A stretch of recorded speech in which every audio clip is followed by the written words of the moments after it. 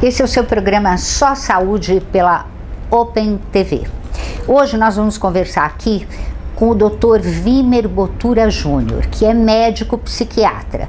Por quê? Porque a saúde começa, sabe aonde? Na cabeça e no coração. É isso. Então a gente abre esse programa na Open TV falando com um psiquiatra. O Dr. Vimer Botura é professor de psiquiatria, médico, é claro, mas ele é também escritor e músico. Então ele tem vários CDs, eu estou com um deles aqui. E hoje a gente vai falar sobre esse tema que ele escolheu para este livro. Também ele tem vários livros. Agressões silenciosas. O que será isso, hein? Então, Dr. Vimer, por que agressões silenciosas? Esse é um nome fino para... a princípio eu tinha outro nome para isso, que chamava-se cacetete empanado. Né? Que é assim, os torturadores, para não deixar marca em quem torturavam, né, empanavam o cacetete, que não marcava por fora, mas marcava por dentro. E na época eu conversei com o Roberto Chiniachik, ele falou: Vimer, você sempre com esses nomes mais contundentes, põe algo mais delicado. Aí eu falei, então eu pensei e achei o nome Agressões Silenciosas. O que é uma agressão silenciosa? É aquilo que não faz barulho, né? Quer dizer, aquela violência implícita no relacionamento, nas falas, principalmente por pessoas bem intencionadas, nem sempre, na maioria das vezes não são intencionais, não tem a intenção de machucar, muitas vezes até um elogio, muitas vezes até uma forma de querer ajudar, mas que funcionam como uma agressão e vão gerar incômodos e vão gerar adoecimentos e problemas sérios. Isso decorre também daquele aspecto de psicoterapia, psicanálise, as pessoas ficam em busca de descobrir os grandes traumas, né? Qual foi o grande trauma, etc. E se vê em psicoterapia que muitas das vezes, na maioria das vezes, não se encontra o grande trauma. Se encontra os microtraumas e coisas do dia a dia, que são as agressões silenciosas.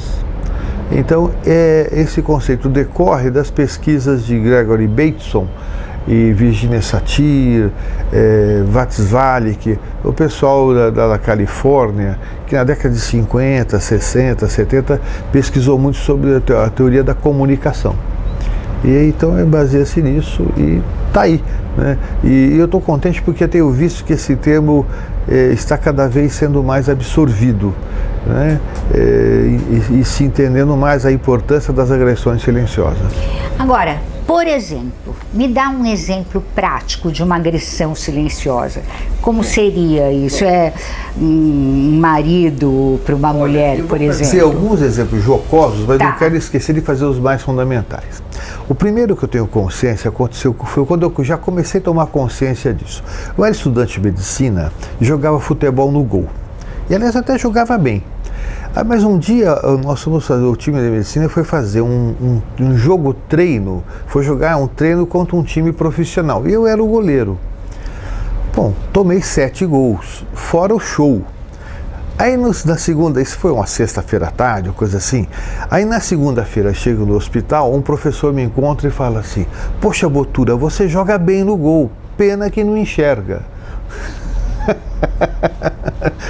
Eu falei, pô, esse elogio não é bom, não é? Esse elogio não é bom. Eu falei, tem algo errado aí, porque você quer jogar no gol e não enxerga, né? Então, você joga bem, é cego, quer dizer, não enxerga. Então, esse foi a primeira vez que eu comecei a questionar. E aí eu fui observando ao longo, isso aqui foi de 1970, 71, né? Mas eu fui observando ao longo da minha atividade como psiquiatra, como terapeuta, e fui percebendo quantos elogios as pessoas fazem muitas vezes, que são agressões silenciosas. Então, por exemplo, um muito comum que se observa, por exemplo, pais ou mães que elogiam demais seus filhos por fazerem coisas óbvias.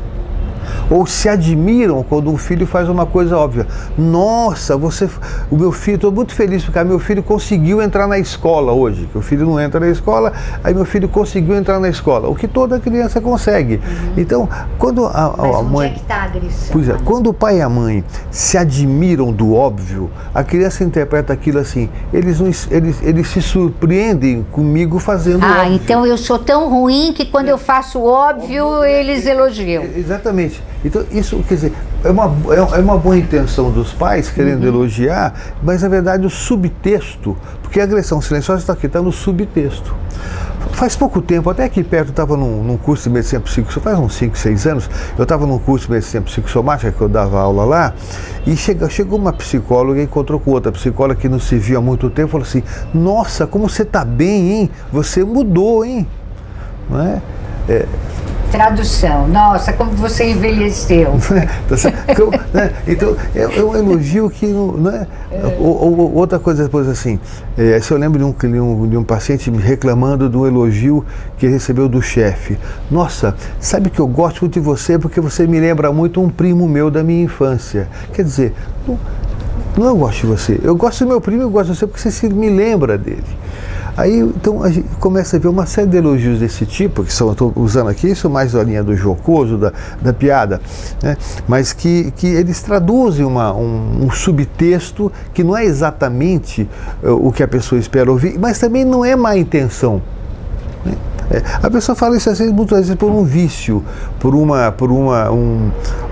aprendizado equivocado e vai repetindo. Agora, o que é grave nisso? Eu vou falar do grave. Por exemplo, na relação pais-filhos, principalmente na infância, é o fato de um pai ou uma mãe não ouvir a criança, não escutar a criança.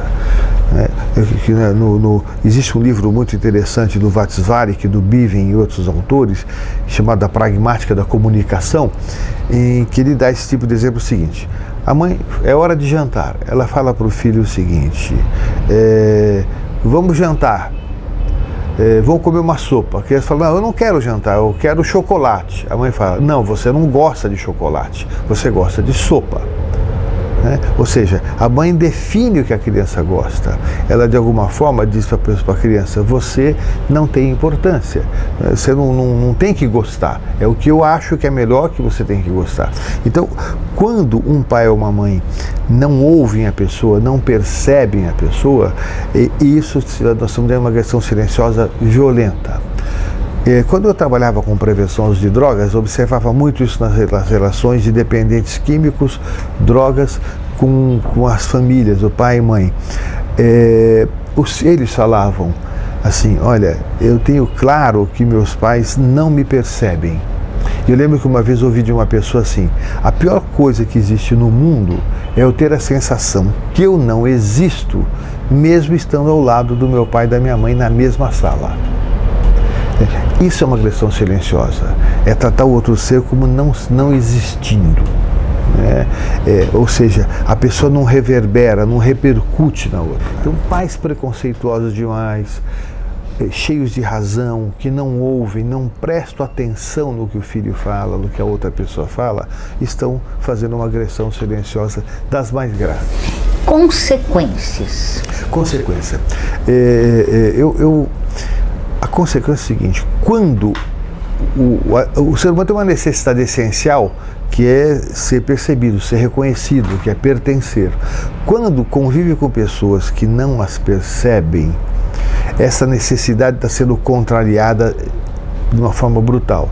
Essa pessoa vai escolher, vai fazer ou um comportamento agressivo, ou um comportamento alterado, ou uma fragilização, chorar, vai ter um sintoma de alguma coisa para que ela seja percebida. Numa atitude meio equivocada que vem das psicoterapias, como os efeitos colaterais das psicologias em geral, é muito como assim, o filho está chamando a atenção, não dá bola. Não, está equivocado. Ele não é que ele está chamando a atenção, ele está querendo ser percebido. Né? Então, se ela não é percebida, ela vai fazer um comportamento inadequado, ou uma doença, vai se agravando aquilo. E da forma que ela for percebida, ela vai internalizar e vai criar um personagem para a sua própria vida. Então ela vai existir associada àquele comportamento, que muitas vezes é grave, é nefasto. E se essa pessoa faz um tratamento e melhora, e ela perdendo esse comportamento nefasto, ela para de ser percebida, ela volta para o problema, né? Porque é essencial para todos nós sermos percebidos. E tem famílias que só percebem a pessoa pelo problema, pela doença, pela dificuldade de aprendizado, pela lição que não é feita. Então aí a pessoa cria um personagem e vive aquilo, e vai chegar a doença.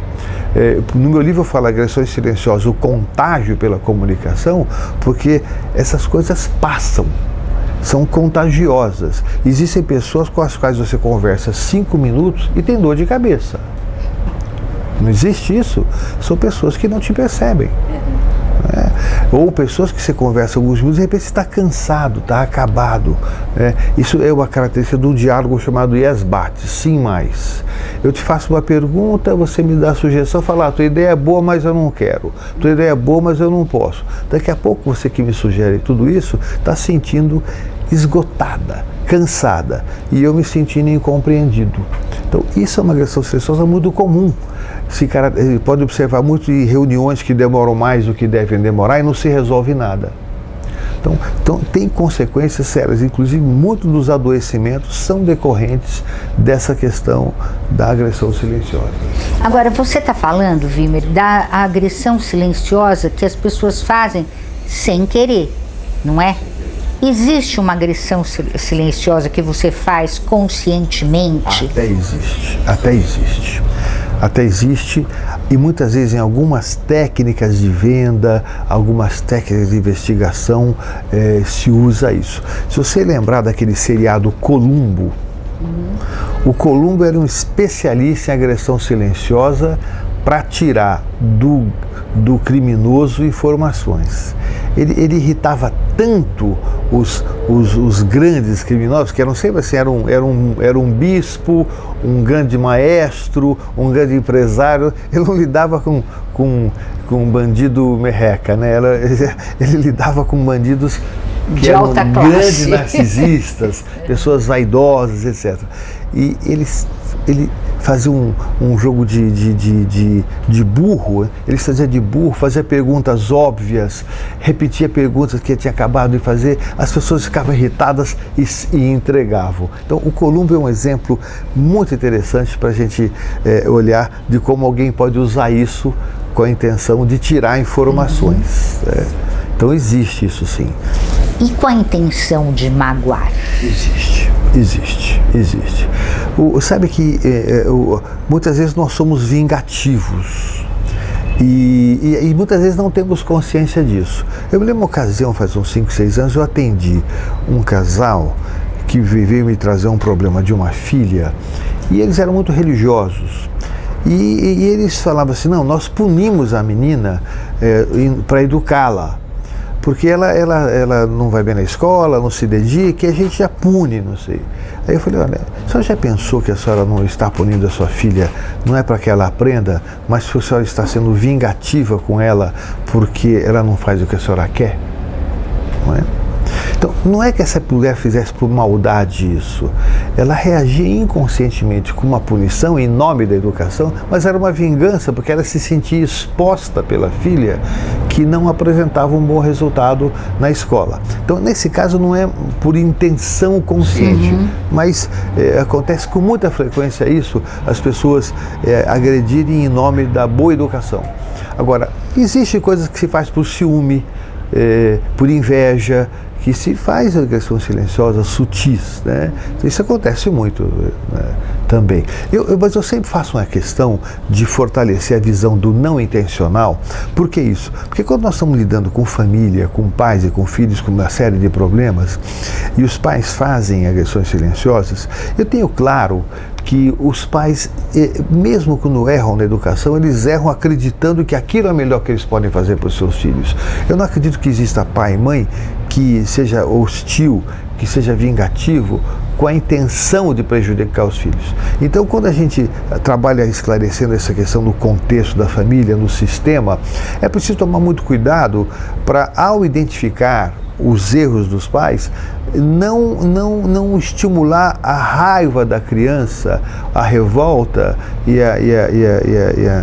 a mágoa contra os pais, como se eles tivessem dolo na educação, tivessem